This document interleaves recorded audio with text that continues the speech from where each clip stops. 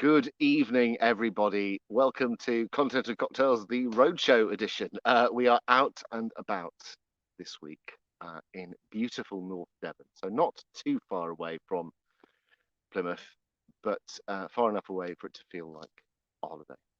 But we are camping. You can see I have a background interloper. Say hello, Oren. Hello. There we go. Live streamer Oren Stanhope, and my daughter is somewhere around here. Where is she? She's going to Astrid. Una's off screen, but no, we're not going to do it. So,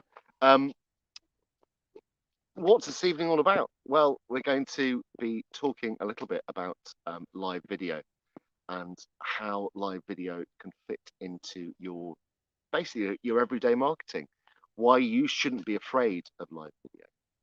This is Content and Cocktails. So the content we'll be talking about tonight is to do with live video. I mean, look at me. I'm going live in the middle of a field with children swinging from trees behind me. If I can do it in these conditions, you can do it anywhere else.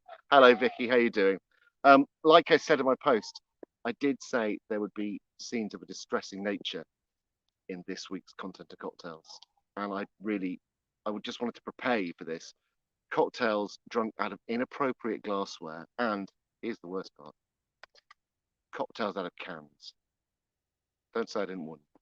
So we've got two here. We've got two to choose from. They are chilled at least. I've got a passion fruit martini or an espresso martini. Which do we go for? The choice is yours, audience. And if a tree falls on my head, it's because it's been brought down on top of me. So yeah, choice is yours. There is no elaborate mixing process other than me popping open a can and kind of doing it that way. So that's all there is to it tonight. But like I said, we're going to be talking about live video content, and live video is the thing that changed my business. I think it's fair to say that the simple act of going live regularly, going live with purpose, going live with a specific audience in mind, sharing messages that are relevant to that audience in a way that is consistent and repeatable, has done more to grow my business than anything else. For years, I sort of hid away behind the camera, helping other people tell their stories. But it was through the simple act of standing in front of the camera and doing my visibility work, doing my kind of work in front of the camera, that things really start to shift.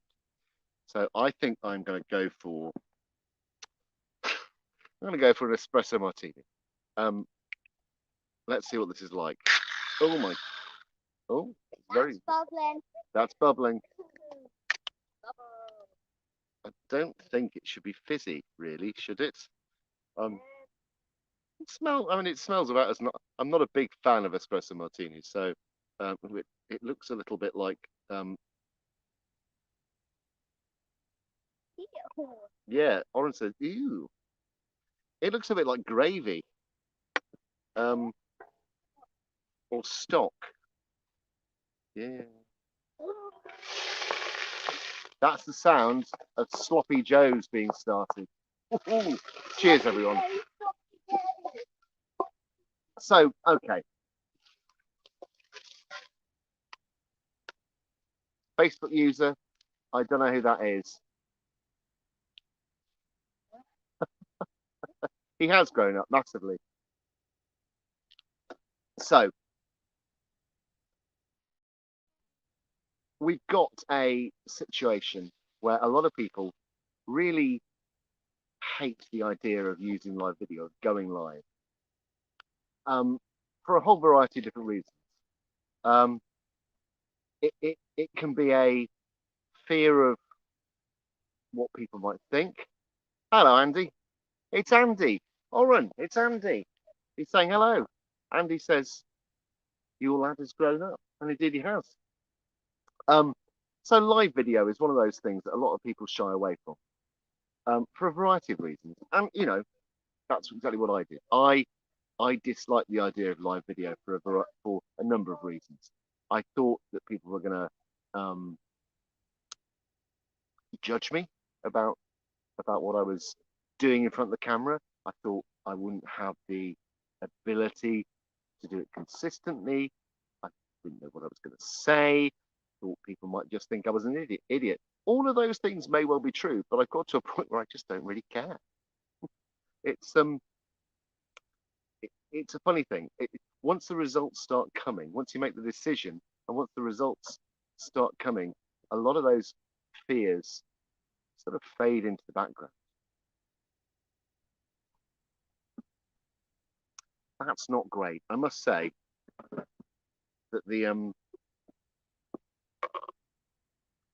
Funkin Nitro cocktails espresso martini,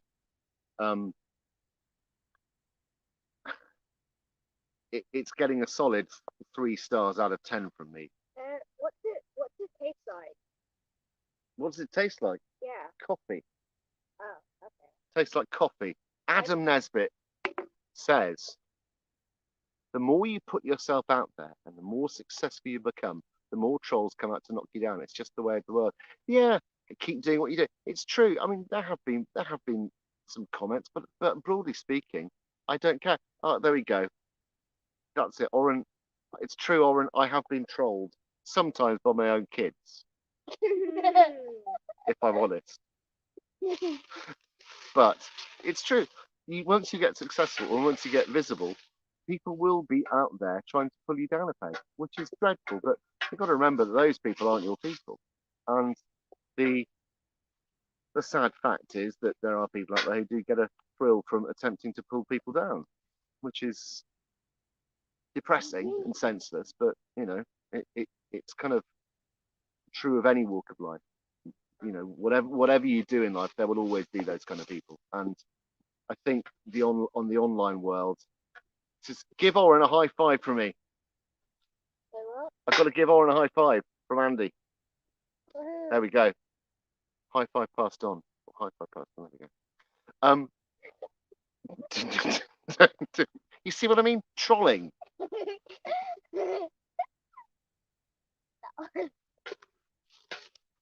You have to take stock of the kind of relative importance and relevance of those people's comments about you and to you.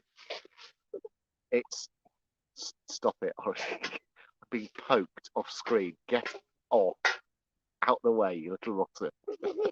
My daughter is as good as gold. She's never naughty.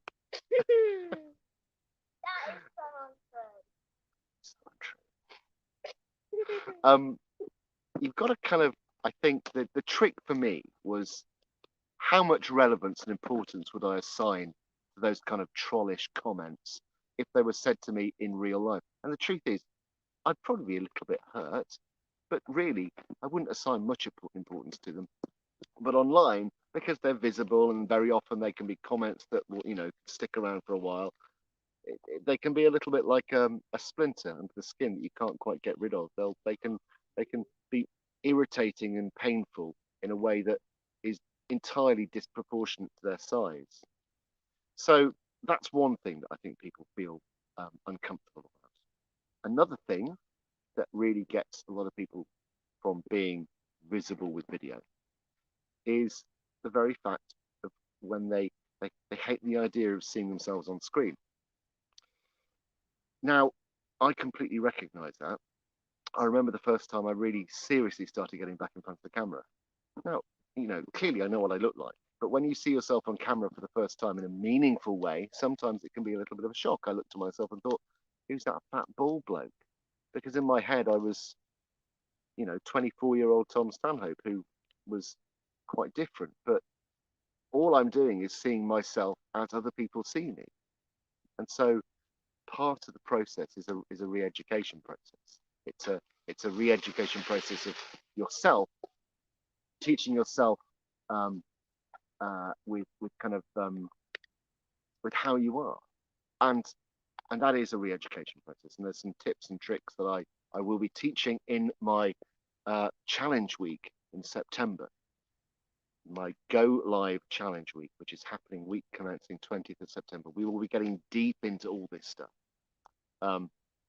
So all I wanted to do was kind of let you know that this is something I think everybody feels on some level as people start to get more visible with video.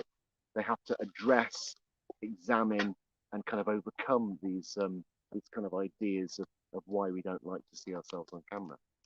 The third thing that I think holds people back and hold us back is that sense of, well, what happens if it goes wrong? What happens if the technology lets me down? What happens if I let myself down? What happens if I forget what I'm doing? So on and so forth. You know, these kind of things that are entirely legitimate concerns that you kind of need to address, need to kind of take some time to look at. How do you ensure that your tech setup never lets you down? I mean, crikey, I'm going live in the middle of a field with, you know, just a little microphone. So I've got this microphone here. I've just got my phone on a stand. My phone is not a fancy phone. It is a firmly low to mid-range model, because I have a habit of breaking every single phone I have. So I quite some time ago I gave up on the idea of owning fancy phones because they have about a life of about kind of 6 months before the screen gets cracked, or I drop it in a toilet or something. So it's like I'd rather drop 100, sort of a 200 quid phone in the toilet than an 800 quid phone. It's a calculation on my own clumsiness. So the tech will let you down, and but you can mitigate that. You can get yourself to a point where you are happy and comfortable with your tech setup, but also you can get yourself to a point where you have systems and processes in place that give you the structures to systems and processes and structures that are kind of designed to give you a repeatable live format, something where if you get lost, you can kind of find your place again easily. Because that was one of my big fears about going live. It was this idea that I was going to lose my thread and get diverted, massively get off track. And I still do. I do all of those things regularly. But it's why I normally have something written down in front of me. Tonight I don't. I am properly winging this, but it's a subject that I'm really passionate about. It's something that I know really. Who's this? Systems and processes, just what we help our clients with. I don't know who that is. Facebook user. Systems and processes. Look, I am somebody who is not naturally drawn to systems and processes, but I love systems and processes when they make my life easier. Kelly Williams. Hello, Kelly. Yeah, I love systems and processes when they work for me and when they are easy to implement. So as somebody who is ADHD, I am very much kind of treat focused. I like that dopamine hit, and I like the fact that the systems and processes I use around my live content makes my live process repeatable. Hello, Karen. How you doing? Karen Dawkins, Video Academy member. We were on a call this morning where we were talking about, and Karen is another systems and processes person. I think far more so than I will ever be, but she does love systems and processes. And I love them too when they make my life easier. I'm a very lazy person, essentially. And so if I can find things that make my life easier and work with the way my brain works, then that's a win. That's got to be a win. I think I'm going to move on to the. So Karen is a regular Content and Cocktails viewer. We are drinking an espresso martini out of a tin, not quite as cold as it should be, in a tumbler. I'm sorry. And if I'm honest, it tastes a bit mingy. But I'm going to finish it because I'm not waste not want not. It sort of tastes a little bit like it's got a slightly Werther's original sort of flavour to it, but with it doesn't have that kind of coffee hit that you want from a good espresso martini. It's an so it's a it's difficult. I'm at a campsite, so I don't have all of my cocktail mixing equipment with me, Karen. So it's an espresso martini, and we're going to go on to a passion fruit martini next. Um, it is better than a mug. I mean, yes. So that would really have been beyond the pale, wouldn't it? Uh, let's not go down that. So the um the three things we've covered off so far are the fear of the troll, the fear of losing your place, losing your thread, fear of the tech letting you down, and and these things are all surmountable. They are things that will and can be overcome with the right. What have you got there, Oren?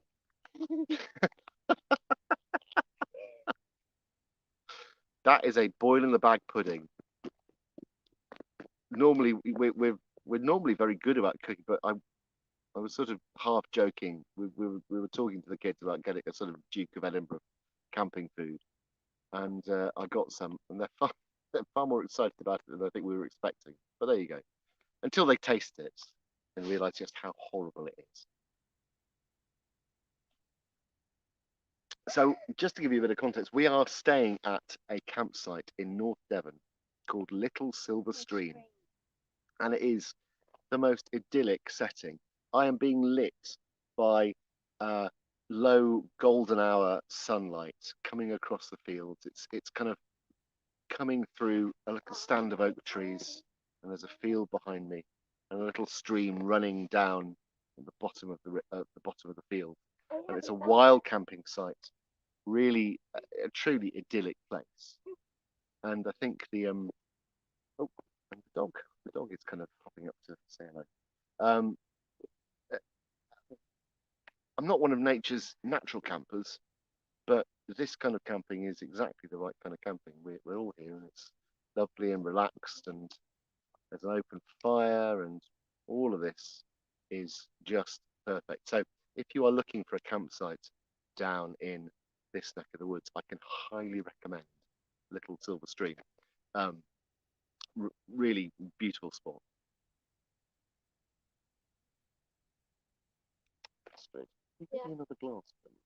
Yeah. Okay. So, I can't drink that out of the same cup. That would be. Thank you very much. Thank you. Seasoned member of the Camping and Caravanning Club right here. Happy? Yeah, they're lovely. It's kind of. um, yeah, like I say, I'm not one of nature's kind of most adept campers, but that was the cocktail camp, by the way. Um, so this is a passion fruit martini. Let's see what this one's like. It's sort of a bit thick and oh dear. It's kind of sort of got a. As disgusting as the last one. Let's see. We'll see. It's sort of a bit chunky, I think, is probably the way I'd describe it. So, cheers, everyone. Got a.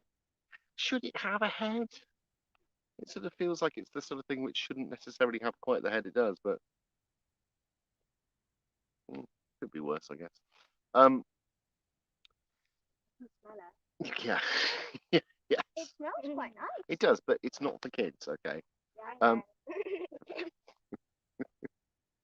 Yes, well, actually, there's astonishing. There's full 4G here, which is amazing. But hey, the internet gods have smiled on us. So, yeah. So I won't go on for much longer tonight because um, I just wanted to take some time to sort of to talk about the I guess some of the things that hold people back. And if I can sort of give you one takeaway message, that is it is take a, if you are somebody who is holding themselves back from using live video to grow your business, and it will grow your video your business well if you execute it in the right way. If you are somebody who is holding themselves back from this, I would say take a bit of time to do a little bit of examination of some of the reasons why you're holding yourself back, and take some time to address those things. Because I promise you that once you start using live video in a purposeful way, in a way that's driven by goals that you're setting, that's driven by kind of a desire to serve an audience with kind of the right kind of systems and processes set up, you will find that the experience is much, much better. Stop it, you rot! Get off me! You will, man, you totally do, you rotter.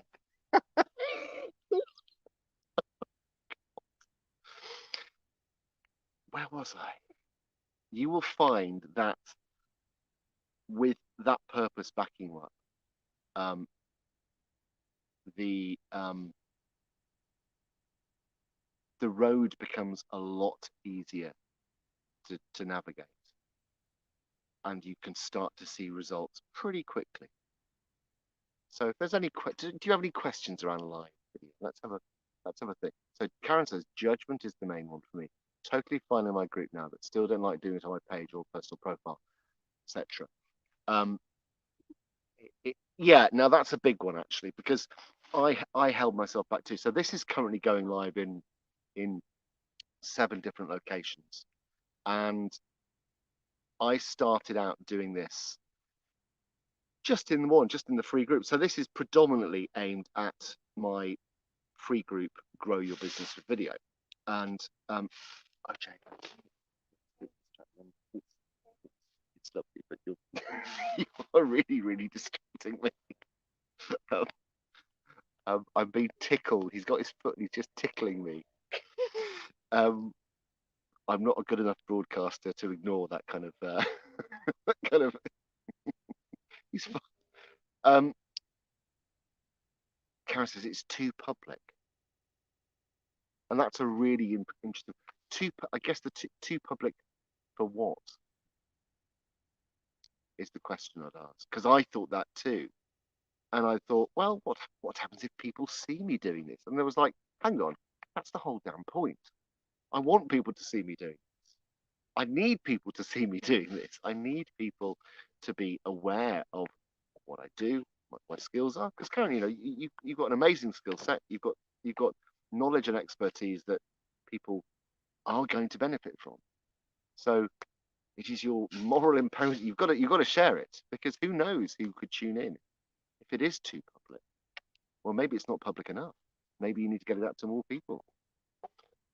So I held back from going on my personal page for ages for that very reason.